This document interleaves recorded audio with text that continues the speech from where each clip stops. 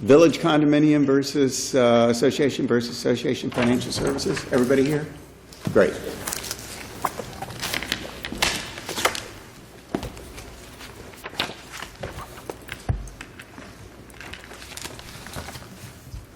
Morning. Morning. May it please the court.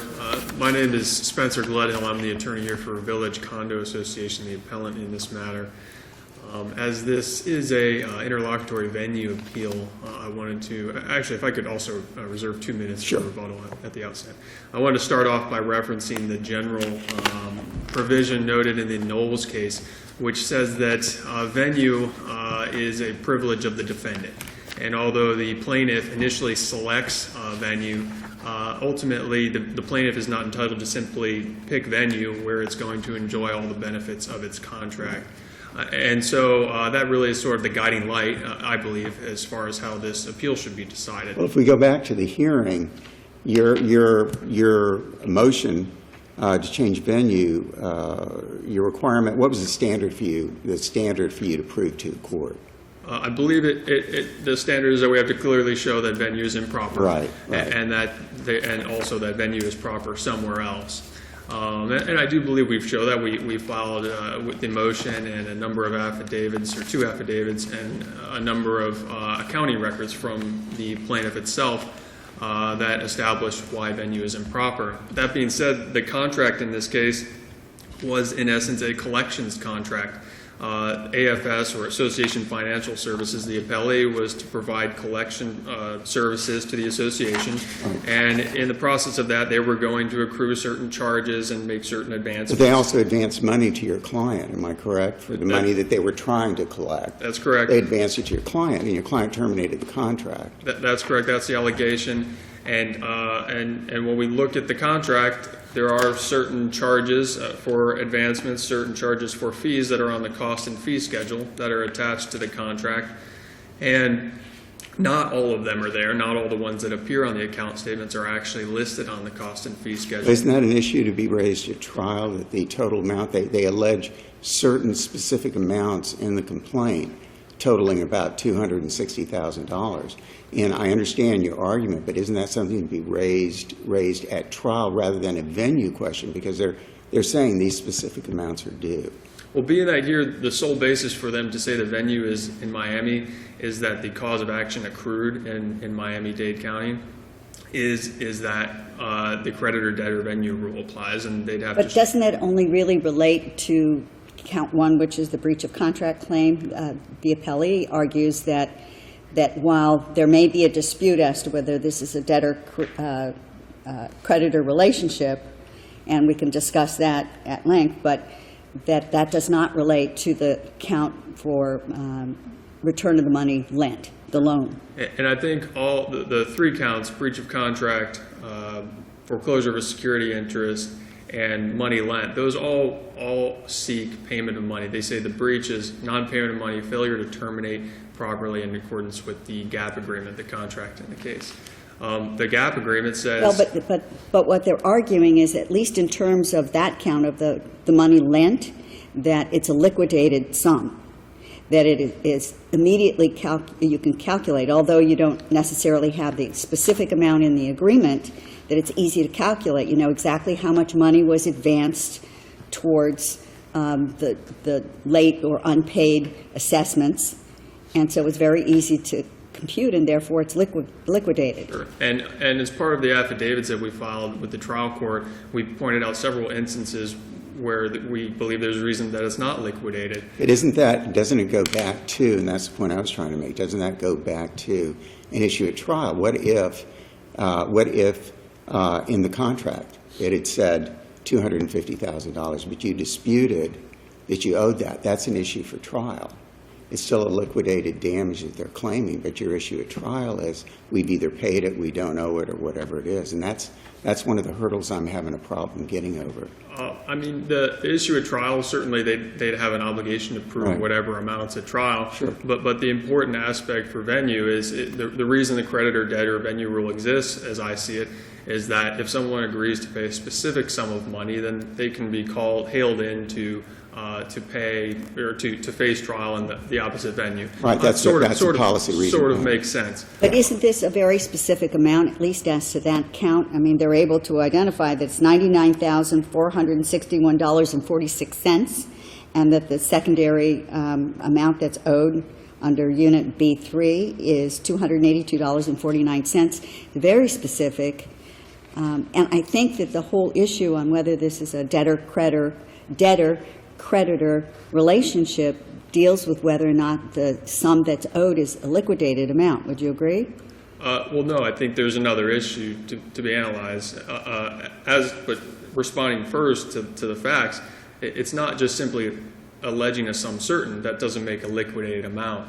The case law says you actually have to show how did you come to that. Where was the source of those charges? But it's easy to look at. I don't think that the fee amount is going to be in dispute. You know exactly how much money was advanced towards the debts that were due from the association. And it's obvious what was paid and what was not paid, so those sums are due. And to the extent that it's obvious, it's only obvious from looking at the accounting records that were kept apart from the contract based on invoices from third-party attorneys for things like foreclosure cost deposits, things like Unit B3 when Unit B3 is not identified specifically, things like FACS advances, which we don't even really know what they are, and yet they're part of the legend on the unit open balance report that adds up what this alleged liquidated amount is. And so I think there's further analysis. But as to the second point, there's another step of analysis, and that goes to the Precision Software case and the Knowles case. And those cases said, well, they didn't even do a liquidated damages analysis. They looked at the issue of, is this even a type of contract that would permit it to be a creditor-debtor contract? For instance, in the Precision case, you had a situation with an employment contract where there was a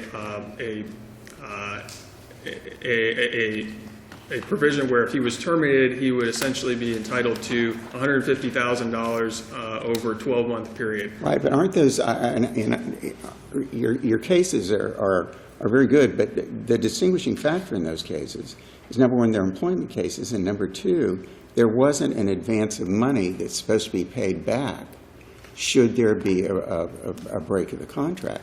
And you have a situation here where they advanced that 200 and some odd thousand, well, part of it, it was expenses, that's supposed to be paid back. Doesn't your cases don't quite fit the bill? The Precision Software case is different in the respect that we don't have an employment agreement. The way it's similar is the fact that the payment only originated upon termination, and that's the major issue here. That's the similarity. As with the Knowles case, you have a situation where another party agreed to pay on behalf of the Knowles party agreed to pay on behalf of another party in the case, and essentially what they said there was that was an assumption of the responsibility to pay for another party, and that's not a debtor-creditor agreement. That's more of a service type agreement, and then we look to where was the contract performed. And so in that way, in that case, it's similar here, as the association never had any responsibility to make payment to AFS initially. It's only upon termination, and here termination occurred from Orange County, Florida. But why does it matter where the termination occurs? Doesn't it matter where the payment was supposed to occur? And that's the key thing, is that termination was the only basis for the association, not the unit owners, to pay anything to AFS. And so it was upon termination that duty, that alleged duty arose, and that's essentially what they're alleging in their complaint. They've alleged that we've improperly terminated. Those are the words they used in their complaint. I mean, if this was not a debtor-creditor relationship, then venue would lie in where the performance was supposed to occur. And the performance But was... if it's a debtor-creditor relationship, then the venue lies where the money was supposed to be paid, correct? In a debtor-creditor relationship, yes. So what's your main argument as to why this is not a debtor-creditor relationship, other than the fact that you believe that the damages were not liquidated? So that's the sole ground. That this was a service contract for the association. The only duty the association had to do was to terminate and make payment, and that termination was going to occur from Orange County, and that's the principal place of business of the association, and therefore that was the performance the association was supposed to render. Payment was going to be made from Orange County, and that's what they found in the Precision case. That's what they found in the Knowles case, was that in the Precision case, payment was going to come from the employer's place of business, and therefore that's where venue was supposed to be. We've taken you a little bit over, but we'll allow you to have a couple of minutes for rebuttal. Thank you, counsel. May it please the Court, good morning. Brett Amron on behalf of the Applee Association of Financial Services. Your Honors, I point you to the Schifrin Associates case that this Court decided in 2007 that was cited in our brief at page 17. I think that it is dead on point with the case here before the Court. In that case, the trial court granted the motion to transfer venue. This court then reversed and remanded, holding that venue was proper in the county in which suit was filed and where the creditor resided. Briefly, to go over the facts in the Schifrin case, that was a law firm that sued on a retainer agreement, sued its former client based upon the fact that the client had settled the case, and the law firm said, well, you settled the case, we've done some work, you owe us the contingency fee. The client was located in Brevard County, not here in Miami-Dade County where the law firm was. And the property at issue in the underlying lawsuit would have, and the lawsuit would have been filed in Brevard County on behalf of the client. What this court enunciated was the exception to 47051 of the Florida statutes, effectively the debtor-creditor rule, without specifically saying that, and finding that if a plaintiff alleged a breach of a covenant to pay money due or already earned under a contract, the cause of action accrues where the performance of the act of payment was to occur. And so when a contract fails to specify where the payments are due, a cause of action for failure to pay is properly brought in the county where the plaintiff, meaning the creditor, has its principal place of business. And that case is, I think, dead on with the case here, because in our case, as Your Honors have pointed out in questioning, we have advanced money, and there can be no dispute under the contract and under our complaint. We've advanced money. If they come in and dispute that they didn't get all of the money, well, that is akin to any cause of action on a promissory note or a line of credit. There has to be some extra contractual evidence to come in to prove up the fact that you've loaned this money. But we've alleged a liquidated sum. We've alleged that monies were advanced under count 1, breach of contract, and under count 3, money lent. I would also submit that under count 1, for the sums due and owing under the services portion, that I think falls under Schifrin as well, where that sum is liquidated. Why? Because it's fixed. If you look at the cases they've cited, Magic Walk being the one they primarily rely upon, that was a case involving a potential fraud, where the plaintiff came in and said, listen, I think these guys, my partners are cooking the books, I've made some investments, and I'm entitled to commissions for managing some of these restaurants, and it's continuing to go on. And so in that case, the court said, well, it's not a fixed sum, and you're not asking for a fixed sum, and therefore the damages are not liquidated. I would also note in that case that the court found, well, there's really no debtor-creditor relationship because this is an ongoing service contract. The trial court below appeared to have some difficulty determining whether, if one of the counts alleged in the complaint, Yes. if venue is proper in at least one of the counts, and it may not be proper in a different count alleged in the complaint, Yes, sir. is venue still appropriate in the venue filed where the complaint was filed? Yes, Your Honor. And we've cited, too, in the brief several cases, but specifically Florida Statute 47041 says that actions on several causes of action may be brought in any county where any of the causes of action arose. So all we need is one cause of action, one count. And we think we've satisfied that with count 3, money lent, as well as with respect to that portion of the breach of contract claim, count 1, related to the monies advanced at minimum. And so we think we've satisfied Florida Statute 47041 and the line of cases that are cited in our brief that support the fact that if you have one cause of action, it's proper if one cause of action arises in that venue, it is proper to assert that all causes of action in that venue. And they've not really cited any cases to counter that in this case. So counsel, and I just briefly, counsel has cited too, and appellant has cited the Precision Software case, which is, again, goes into a severance provision of an employment contract for the fact that there is no debtor-creditor relationship here. I think we've pointed out the fact that there is a debtor-creditor relationship between our client and the appellant. The other cases that they cite, in the Knowles case, I would just highlight for the court that in the Knowles case, the court there found that what was being sued on was not a debt, but a performance by the defendant to go and make sure that another party paid the plaintiff. And so what the court there found was there's no debtor-creditor relationship. What you're really suing on is to make sure that the defendant does its job and performs under the contract, and that is to make sure that a third party pays us. And so that's why the court in that case said there's no debtor-creditor relationship here. We think, Your Honor, that the court below got it correct. They have not met their burden. The appellant did not meet its burden. In the event that, and that's why the court didn't want to hear from us and require any evidence. The court can look at, as the cases have said, can look at the complaint, the documents attached to the complaint, and say, has there been a threshold met? Has the appellant clearly proven that venue is improper in Miami-Dade County based upon its submissions? And if you look at their submissions, the affidavits they cited to, mostly the receiver's affidavit goes to this point. The only thing they say to try to counter the money advanced is, well, we didn't agree. The association didn't agree to pay any of this money.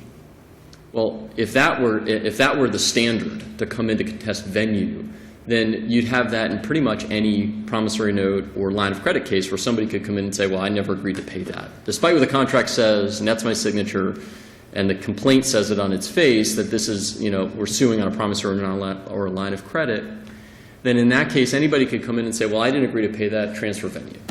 And the law is clearly does not state that. And so we think that the court got it correct, did not abuse its discretion, did not commit any error of law. And so we think the decision should be affirmed. Thank you. Counsel? Just to address counsel's last point there, the issue is not that we're saying that we did not agree to pay the amount. That is an issue, whether there was an agreement or not for trial. The issue here is whether we agreed to pay a specific amount, a liquidated amount. And there's no doubt that that didn't occur. Number one, the contract does not call for the association to be initially responsible. It's the unit owners who are delinquent, who are going to be collected upon, that are initially responsible. Was there a provision in the GAP agreement, and refresh my memory, was there a provision in there that should there be a termination of the contract, that the association would be responsible to pay back any money advanced? That's correct. That's section 14.2 of the GAP agreement. Yeah. And otherwise, the agreement, and I may be paraphrasing here, says it's the intent of this agreement that AFS will collect all amounts from the unit owners. Right, but there was a provision in there that the association would repay money advance should the contract be terminated. That is in section 14.2. And that's their argument, is that they advanced it, you terminated the contract, so we want our money back. Correct. And again, just referring back to the Knowles case, the Precision case, that really is only it was an agreement for the... But how do you deal with the Schifrin case? Because neither the Knowles case is a case from this court, but the Schifrin case is a case from this court. So how do you address the Schifrin case? Well, the Schifrin case, as I understand it, was a primary obligation of one party to pay a debt, and there's certainly some more limited facts in that case than we have here with all of the different charges that we've detailed in the record.